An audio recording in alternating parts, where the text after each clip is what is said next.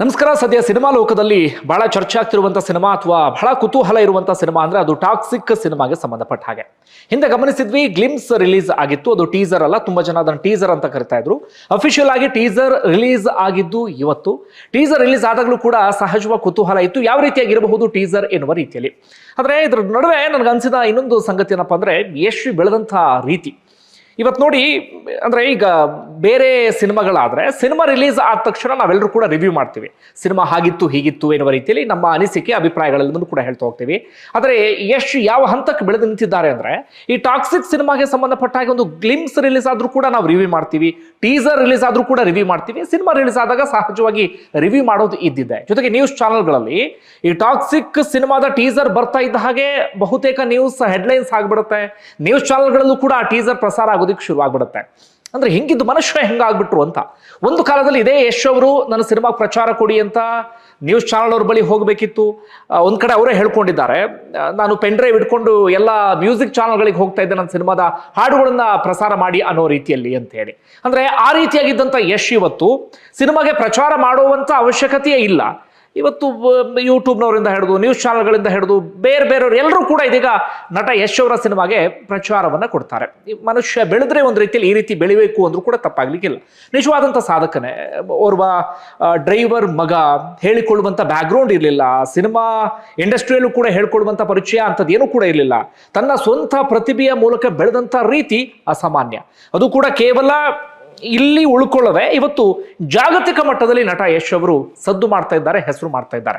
Okay, ಇದೀಗ teaser ಅಥವಾ toxic ವಿಚಾರಕ್ಕೆ ಬರೋಣ. ಮೊದಲು ರಿಲೀಸ್ ಆಗಿತ್ತಲ್ಲ ಗ್ಲಿಮ್ಸ್, ಬಹಳ ಚರ್ಚೆ ಆಗಿತ್ತು. ಸಿನಿಮಾ ತಂಡವೂ ಕೂಡ ಅದನ್ನೇ ಬಯಸಿತ್ತು. ನಾವು ಹೆಚ್ಚು ಪ್ರಚಾರ ಮಾಡದೇ ಇದ್ರೂ ಕೂಡ, ಮತ್ತೆ ಮತ್ತೆ ಟಾಕ್ಸಿಕ್ ಟಾಕ್ಸಿಕ್ ಟಾಕ್ಸಿಕ್ ಅಂತ ಜನರ ಎದುರುಗಡೆ ಹೇಳದೇ ಇದ್ರೂ ಕೂಡ, ನಾವು ರಿಲೀಸ್ ಮಾಡುವಂತ ಗ್ಲಿಮ್ಸ್ ಇದೆಯಲ್ಲ ಅದು ಜನರ ನಡುವೆ ಚರ್ಚೆ ಆಗಬೇಕು, ಏನಾದ್ರೂ ಒಂದಷ್ಟು ಇದಕ್ಕೆಲ್ಲ ಕಾರಣ ಆಗಬೇಕು ಅಂತ ಹೇಳಿ ಸಿನಿಮಾ ತಂಡ ಅಂದ್ಕೊಂಡಿತ್ತು. ಈಗ ಹಂಗೆ ಆಯ್ತು. ಅಂದ್ರೆ ನಮ್ಮೆಲ್ಲರ ಮೆಂಟಾಲಿಟಿ ಅಥವಾ ನಮ್ಮ ಮೈಂಡ್ ಸೆಟ್ ಹೇಗೆ ಅನ್ನೋದನ್ನ ಸಿನಿಮಾ ತಂಡದವರು ಬಹಳ ಚೆನ್ನಾಗಿ ಅರ್ಥ ಮಾಡ್ಕೊಂಡಿದ್ದಾರೆ. ಯಾವ ದೃಶ್ಯವನ್ನ ಹಾಕಿದ್ರೆ ಜನ ಚರ್ಚೆ ಮಾಡ್ತಾರೆ ಅದಕ್ಕೆ ಸಂಬಂಧಪಟ್ಟ ಹಾಗೆ, ಅಥವಾ ನೆಗೆಟಿವ್ ಪಾಸಿಟಿವ್ ಏನೋ ಒಂದು ಜನ ಮಾತಾಡ್ತಾ ಇರ್ತಾರೆ, ಅಥವಾ ಸಾರ್ವಜನಿಕ ವಲಯದಲ್ಲೂ ಕೂಡ ದೂರು ಕೊಡೋದು ಮತ್ತೊಂದು ಮಗದೊಂದು ಆಗುತ್ತೆ, ಎಲ್ಲವನ್ನೂ ಕೂಡ ಸಿನಿಮಾ ಟೀಮ್ನವರು ನಿರೀಕ್ಷೆ ಮಾಡಿದ್ರು. ಆ ಕಾರಣಕ್ಕಾಗಿ ಅದರಲ್ಲೊಂದು ಸೀನ್ ಇತ್ತಲ್ಲ, ಅದನ್ನ ನಾನು ಬಿಡಿಸಿ ಹೇಳಬೇಕಾಗಿಲ್ಲ. ಆ ಸೀನನ್ನ ಹಾಕಿದ್ರು. ಸಿನಿಮಾ ತಂಡದವರು ನಿರೀಕ್ಷೆ ಮಾಡಿದ ರೀತಿಯಲ್ಲೇ ನಾವೆಲ್ಲರೂ ಕೂಡ ಸಿಕ್ಕಾಪಟ್ಟೆ ಮಾತಾಡಿದ್ವಿ. ಒಂದಷ್ಟು ಜನ ಪಾಸಿಟಿವ್ ಆಗಿ ಮಾತನಾಡಿದ್ರು, ಒಂದಷ್ಟು ಜನ ನೆಗೆಟಿವ್ ಆಗಿ ಮಾತನಾಡಿದ್ರು. ಅದರ ಆಚೆಗೆ ಹೋಗಿ ದೂರು ಕೊಡೋದು ಅಂತ ಒಂದಷ್ಟು ಬೆಳವಣಿಗೆಗಳೆಲ್ಲವೂ ಕೂಡ ಆಯ್ತು. ಅದರಿಂದ ಸಿನಿಮಾಗೆ ಏನಾದರೂ ಎಫೆಕ್ಟ್ ಆಯ್ತಾ? ಕಂಪ್ಲೇಂಟ್ ಎಲ್ಲ ಕೊಟ್ರಲ್ಲ, ಯಾವುದೇ ಪರಿಣಾಮವೂ ಕೂಡ ಬೀರಲಿಲ್ಲ. ಯಾವುದೇ ದೂರು ಕೊಡ್ಲಿ, ಏನೇ ಚರ್ಚೆ ಮಾಡಲಿ, ಎಲ್ಲವೂ ಕೂಡ ಸಿನಿಮಾಗೆ ಪ್ಲಸ್ ಆಯ್ತು. ಸಿನಿಮಾ ಬಗ್ಗೆ ಜನ ಮಾತನಾಡುವ ರೀತಿಯಲ್ಲಿ ಆಗ್ಬಿಡ್ತು. ಅದೊಂದು ರೀತಿಯಲ್ಲಿ ಅವ್ರ ಟೆಕ್ನಿಕ್. ಸಿನಿಮಾ ತಂಡದವರು ಅದನ್ನೇ ನಿರೀಕ್ಷೆ ಮಾಡಿದ್ರು, ನಿರೀಕ್ಷೆ ಮಾಡಿದ್ದು ಕಾರ್ಯರೂಪಕ್ಕೂ ಕೂಡ ಬಂತು. ಈಗ ಬಂದಿದ್ದು ಟೀಸರ್.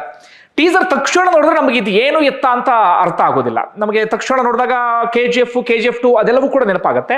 ಈಗ ಏನಾಗಿದೆ ಅಂದ್ರೆ, ಈ ಸಿನಿಮಾದ ಡಿಸ್ಟ್ರಿಬ್ಯೂಷನ್ ಅನ್ನ ಬೇರೆ ಬೇರೆ ಸಂಸ್ಥೆಯವರು ತೆಗೆದುಕೊಂಡಿದ್ದಾರಲ್ಲ, ಅದೇ ರೀತಿಯಾಗಿ ಹೊರದೇಶಗಳಲ್ಲಿ ಒಂದು ಸಂಸ್ಥೆ ಈ ಸಿನಿಮಾದ ಡಿಸ್ಟ್ರಿಬ್ಯೂಷನ್ ಅನ್ನು ತೆಗೆದುಕೊಂಡಿದೆ. ಸಂಸ್ಥೆ ಏನ್ ಮಾಡಿದೆ ಅಂದ್ರೆ, ಫಾರ್ಸ್ ಫಿಲ್ಮ್ಸ್ ಅಂತ ಹೇಳಿ ಆ ಸಂಸ್ಥೆ ಹೆಸರು. ಅವ್ರು ಏನ್ ಮಾಡಿದ್ದಾರೆ ಅಂದ್ರೆ, ಅವ್ರ ವೆಬ್ಸೈಟ್ ಹೋದ್ರೆ ನಿಮಗೆ ಗೊತ್ತಾಗುತ್ತೆ, ಒಂದು ಸ್ಟೋರಿ ಲೈನ್ ಅನ್ನ ಅವರೇ ಬಿಟ್ಕೊಟ್ಟಿದ್ದಾರೆ. ಉದ್ದೇಶಪೂರ್ವಕವಾಗಿ ಅನ್ಸುತ್ತೆ, ಯಾಕಂದ್ರೆ ಕೋಟ್ಯಾಂತರ ರೂಪಾಯಿ ಹಣವನ್ನು ಕೊಟ್ಟು ಡಿಸ್ಟ್ರಿಬ್ಯೂಷನ್ ಹಕ್ಕನ್ನು ಅವರೇ ತೆಗೆದುಕೊಂಡಿದ್ದಾರೆ. ಸ್ವತಃ ಅವರೇ ಸ್ಟೋರಿ ಲೈನ್ ಅನ್ನ ರಿವೀಲ್ ಮಾಡಿದ್ದಾರೆ, ಅಥವಾ ಸ್ಟೋರಿ ಲೈನ್ ಅನ್ನ ವೆಬ್ಸೈಟ್ ನಲ್ಲಿ ಮೆನ್ಷನ್ ಮಾಡಿದ್ದಾರೆ ಅಂದ್ರೆ ಉದ್ದೇಶಪೂರ್ವಕವಾಗಿ ಮೆನ್ಷನ್ ಮಾಡಿರ್ತಾರೆ. ಸ್ವತಃ ಅವರೇ ಮೆನ್ಷನ್ ಮಾಡಿರುವ ಕಾರಣಕ್ಕಾಗಿ ಈ ವಿಚಾರವನ್ನ ನಾನು ನಿಮ್ಮ ಮುಂದೆ ಹೇಳಬಹುದು. ಅವ್ರು ಮೆನ್ಷನ್ ಮಾಡದೆ ನಾವಿನ್ನೇನಾದ್ರೂ ಹಂಗ್ ಲೀಕ್ ಆಯ್ತು ಹಿಂಗ್ ಲೀಕ್ ಆಯ್ತು ಅಂತೇಳಿ ಆ ವಿಚಾರವನ್ನ ಹೇಳೋದಕ್ಕೆ ಕೊಟ್ಟಿದ್ರೆ ಅದು ತಪ್ಪಾಗ್ತಿತ್ತು. ಸ್ವತಃ ಅವರೇ ಹೇಳಿರುವ ಕಾರಣಕ್ಕಾಗಿ ಹೇಳ್ತೀನಿ. ಇದು ನೋಡಿದಾಗ ನಮಗೆ ಟೀಸರ್ ಏನು ಅಂತ ಅರ್ಥ ಆಗುತ್ತೆ. ಅಂದ್ರೆ ಸ್ಟೋರಿ ಲೈನ್ ಏನು ಅವರೇ ಮೆನ್ಷನ್ ಮಾಡಿರೋ ಪ್ರಕಾರ, 1940 ಮತ್ತು 70 ನಡುವಿನ ಗೋವಾದಲ್ಲಿ ನಡೆಯುವ ಒಂದು ಪವರ್ಫುಲ್ ಆಕ್ಷನ್ ಥ್ರಿಲ್ಲರ್ ಸಿನಿಮಾ. ಅಂದ್ರೆ ಗೋವಾದಲ್ಲಿ ನಡೆಯುವಂತ ಕತೆ, ಆಕ್ಷನ್ ಸಿನಿಮಾ. ಅದನ್ನ ಇವ್ರು ಹೇಳಬೇಕಾಗಿಲ್ಲ, ನೋಡಿದ್ರೆ ಗೊತ್ತಾಗುತ್ತೆ. ಸಿನಿಮಾ ಪೂರ್ತಿ ವೈಲೆನ್ಸ್ ವೈಲೆನ್ಸ್ ವೈಲೆನ್ಸ್ ಅದೇ ಕಾಣ್ತಾ ಹೋಗುತ್ತೆ. ಕೊಚ್ಚು, ಕೊಲ್ಲು, ರಕ್ತವನ್ನ ಹರಿಸು, ಹೇಗೆ ವಿಭಿನ್ನವಾಗಿ ಹಿಂಸೆಯನ್ನು ತೋರಿಸೋದಕ್ಕೆ ಸಾಧ್ಯವೋ ಹಾಗೆಲ್ಲ ಈ ಸಿನಿಮಾದಲ್ಲಿ ತೋರಿಸ್ಬಿಟ್ಟಿದ್ದಾರೆ. ಓಕೆ, ಅದಾದ ಬಳಿಕ ಬ್ರಿಟಿಷರ ಆಳ್ವಿಕೆ ಕೊನೆಯಾಗಿ ಸಂಘಟಿತ ಅಪರಾಧಗಳು ಹೆಚ್ಚಾಗುವ ಸಮಯದಲ್ಲಿ ಈ ಕತೆ ನಡೆಯುತ್ತೆ.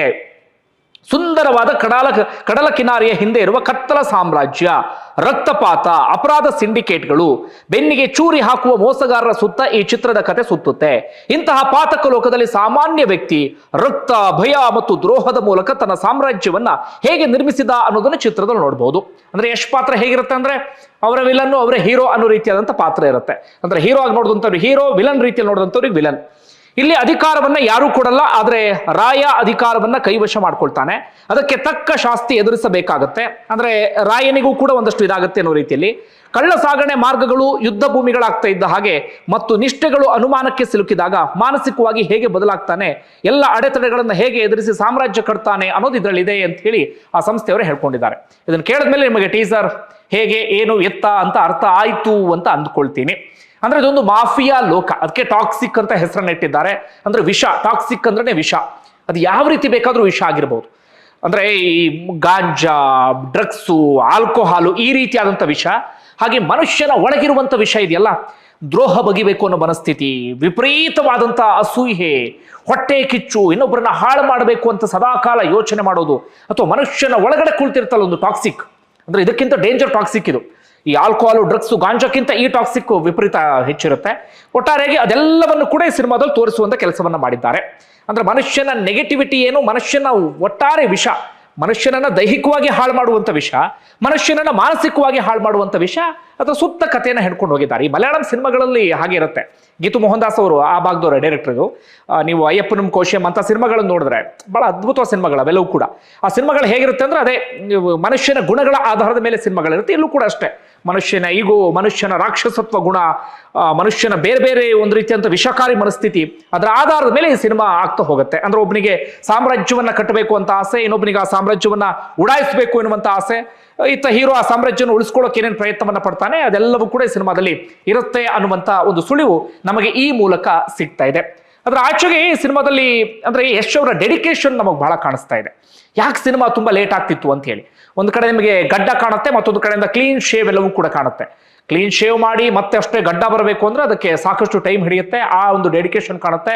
ಮತ್ತೆ ಅವ್ರ ದೇಹ ತೋರಿಸಿದಂತ ರೀತಿ, ಅಬ್ಬಬ್ಬಬ್ಬಬ್ಬ, ಓರ್ವ ಕನ್ನಡದ ನಟ, ಓರ್ವ ಮೈಸೂರಿನ ಹುಡುಗ, ಏನು ಆ ದೇಹವನ್ನ ಬೆಳೆಸಿದ ರೀತಿ ನೋಡ್ತಾ ಇದ್ರೆ ಹೀರೋ ಅಂತ ಹೀಗಿರ್ಬೇಕು ಅಂತೀವಲ್ಲ ಆ ರೀತಿಯಾಗಿ ನಮಗೆ ಆ ಸಿನಿಮಾದಲ್ಲಿ ಕಾಣಿಸ್ತಾ ಹೋಗ್ತಾರೆ. ಸಿನಿಮಾದ ಮೇಕಿಂಗ್ ವಿಚಾರ, ಸಿನಿಮಾದ ಕ್ವಾಲಿಟಿ ವಿಚಾರ, ಅದ್ರ ಬಗ್ಗೆ ಮಾತಾಡೋಂಗೆ ಇಲ್ಲ ಬಿಡಿ. ಇದು ಅಂದ್ರೆ ನಮ್ಮೆಲ್ಲರಿಗೂ ಒಂದು ರೀತಿ ಖುಷಿ. ನಮ್ಮ ಕನ್ನಡದ ಸಿನಿಮಾ ಅಥವಾ ಕನ್ನಡ ಮಣ್ಣಿನ ಓರ್ವ ಹುಡುಗನ ಸಿನಿಮಾ ಈ ಹಂತಕ್ಕೆ ಬರ್ತಾ ಇದೆ, ಈ ಕ್ವಾಲಿಟಿಲಿ ಬರ್ತಾ ಇದೆ ಅಂತ ಹೇಳಿ. ಈ ಹಾಲಿವುಡ್ ಇನ್ನೊಂದು ಮಗದೊಂದು ರೇಂಜ್ ಅಂತ ಮಾತಾಡ್ತೀವಲ್ಲ ಆ ರೀತಿಯಲ್ಲಿ ಕಾಣಿಸ್ತಾ ಇದೆ. ನಮಗೆ ಗ್ಲಿಂಪ್ಸ್ ನೋಡಿದಾಗ ಏನ್ ಅನಿಸ್ತಾ ಇತ್ತು ಅಂದ್ರೆ ಪ್ಯೂರ್ಲಿ ಇದೊಂದು ಯಾವುದೋ ಹಾಲಿವುಡ್ ಸಿನಿಮಾ ಎನ್ನುವ ರೀತಿಯಲ್ಲಿ ಕಾಣಿಸ್ತಾ ಇತ್ತು. ಆಗ ತುಂಬಾ ಜನ ಮಾತಾಡಿದ್ರು, ಹಾಲಿವುಡ್ ಸಿನಿಮಾವನ್ನು ಮಾಡೋದಕ್ಕೆ ಹಾಲಿವುಡ್ನವರೇ ಇದ್ದಾರೆ, ಕನ್ನಡದವ್ರು ಮತ್ತೆ ಯಾಕೆ ಹೋಗಿ ಹಾಲಿವುಡ್ ಸಿನಿಮಾ ಮಾಡಬೇಕು ಅಂತ ಹೇಳಿ. ಆದ್ರೆ ಈಗ ಇಲ್ಲಿ ಉತ್ತರ ಕೊಟ್ಟಿದ್ದಾರೆ, ಇದು ಹಾಲಿವುಡ್ ಮಾದರಿ ಸಿನಿಮಾ ಅಲ್ಲ, ನಮ್ಮ ಇಂಡಿಯನ್ ಸಿನಿಮಾ, ಭಾರತದ್ದೇ ಸಿನಿಮಾ. ಆದ್ರೆ ಹಾಲಿವುಡ್ನ ರೇಂಜ್ ಅಂತ ಏನ್ ಕರಿತೀವಿ, ಕ್ವಾಲಿಟಿ, ಮೇಕಿಂಗ್ ವಿಚಾರದಲ್ಲಿ, ಸ್ಕ್ರೀನ್ ಪ್ಲೇ ವಿಚಾರದಲ್ಲಿ ಆ ರೀತಿಯಾಗಿ ಈ ಸಿನಿಮಾ ಇರುತ್ತೆ ಅನ್ನೋದನ್ನ ಈ ಟೀಸರ್ ನೋಡಿದಾಗ ನಮಗೆ ಬಹಳ ಸ್ಪಷ್ಟವಾಗಿ ಗೊತ್ತಾಗುತ್ತೆ. ಅದರ ನಡುವೆ ಅಂದ್ರೆ ಒಂದೊಳ್ಳೆ ಕುತೂಹಲಕಾರಿ ವಿಚಾರ ಅಥವಾ ಈ ಸಿನಿಮಾದಲ್ಲಿ ಸಿಕ್ಕಂತ ಒಂದು ಅಚ್ಚರಿಯ ವಿಚಾರ ಅಂದ್ರೆ ಅದು ಯಶ್ ಅವರ ಶೇಡ್ಗೆ ಸಂಬಂಧಪಟ್ಟ ಹಾಗೆ. ಇಲ್ಲೂ ಎರಡು ರೀತಿಯಲ್ಲಿ ನೋಡಬಹುದು. ನನಗೆ ಅರ್ಥ ಆಗಿಲ್ಲ ಅದು. ಅಂದ್ರೆ ಇದು ಕೇವಲ ಡಬಲ್ ಶೇಡ್, ಅಂದ್ರೆ ಎರಡು ಶೇಡ್ನಲ್ಲಿ ಇರುವಂತ ಪಾತ್ರವ ಅಥವಾ ದ್ವಿಪಾತ್ರವ ಅಂತ ಹೇಳಿ. ಆದ್ರೆ ನನಗೆ ಬಹುತೇಕ ಅನ್ಸಿದ್ದೇನಪ್ಪ ಅಂದ್ರೆ ಇದು ಡಬಲ್ ಶೇಡ್ ಇದ್ದ ರೀತಿಯಲ್ಲಿ ಕಾಣಿಸ್ತಾ ಇಲ್ಲ. ಅಂದ್ರೆ ಅಂದ್ರೆ ಓರ್ವ ವ್ಯಕ್ತಿ ಪಾತ್ರ ಮಾಡ್ತಿರ್ತಾನೆ, ಆತನ ಹಿಂದಿಂದೇನೋ ತೋರಿಸುವ ಸಂದರ್ಭದಲ್ಲಿ ಆತನ ಆ ರೀತಿಯಾಗಿ ತೋರಿಸಿದ್ದಾರೆ, ನಾವು ಡಬಲ್ ಶೇಡ್ ಅಂತ ಹೇಳಿ ಕರಿತೀವಿ. ಆದ್ರೆ ದ್ವಿಪಾತ್ರ ಅಂದ್ರೆ ಓರ್ವ ನಟ ಎರಡು ಪಾತ್ರಗಳನ್ನ ನಿರ್ವಹಿಸಿದಾಗ ದ್ವಿಪಾತ್ರ ಅಂತ ಹೇಳಿ ಕರಿತೀವಿ. ನನಗೆ ಇಲ್ಲಿ ಅನಿಸ್ತಾ ಇರೋದು ದ್ವಿಪಾತ್ರವಿದ್ದ ರೀತಿಯಲ್ಲಿ ಕಾಣಿಸ್ತಾ ಇದೆ. ಎರಡು ಪಾತ್ರಗಳನ್ನ ಯಶ್ ಅವರು ನಿಭಾಯಿಸಿರಬಹುದು ಅಂತ. ಒಂದು ಅದೇ ರಾಯ ಪಾತ್ರ. ರಾಯ ಅಂದ್ರೆ ಆತ ಒಬ್ಬ ದೊಡ್ಡ ಮಾನ್ಸ್ಟರ್, ಗ್ಯಾಂಗ್ಸ್ಟರ್, ಡಾನ್ ಏನೋ ಒಂದು ಅಂತೀವಲ್ಲ ಅದು. ಮತ್ತೊಂದು ಪಾತ್ರ ಆತನ ಮಗ ಅಂತ ಹೇಳಿ.